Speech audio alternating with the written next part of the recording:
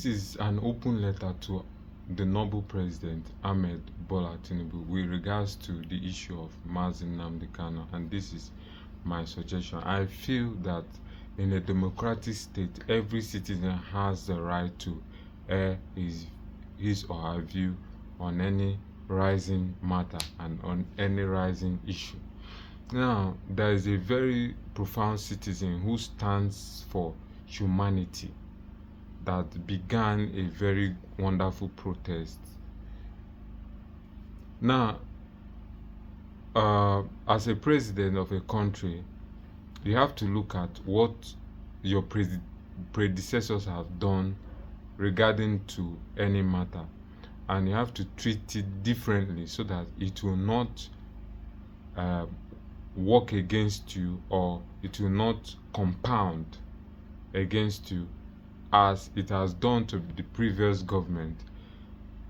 Muhammad Buhari, or the past presidency, has reacted to this issue with fatherly energy. What do I mean by fatherly energy? Fatherly energy means the energy of being reactive, being strong, being persistent, not listening to what the cries of the citizen. I'm not saying that fathers don't listen, but fathers are always forward.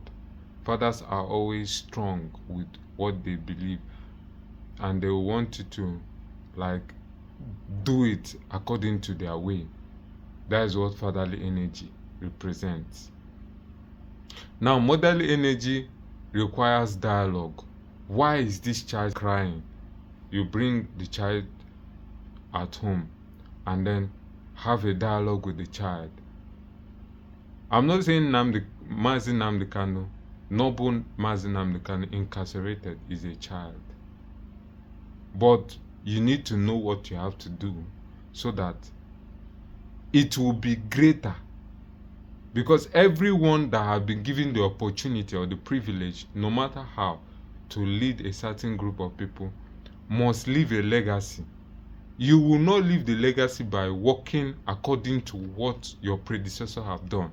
You leave the legacy by doing something different, like every other great leader.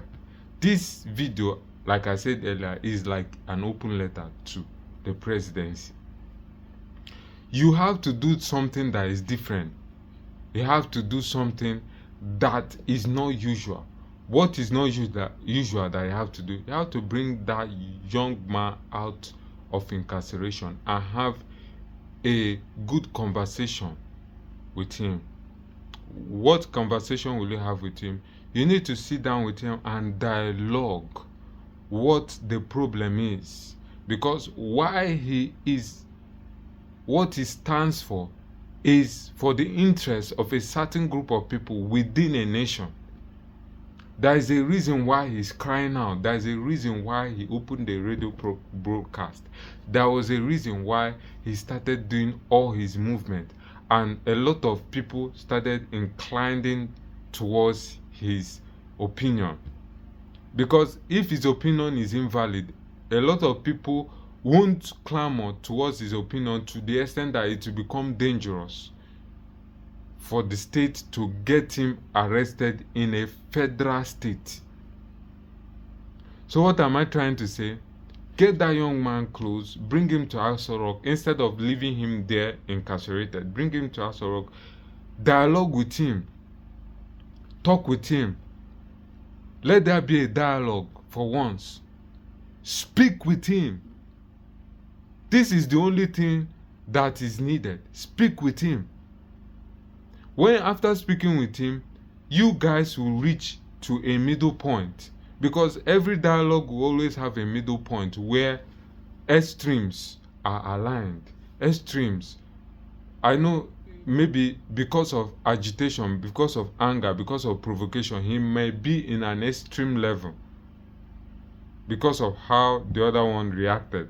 But you can bring down the extreme level by dialoguing with him.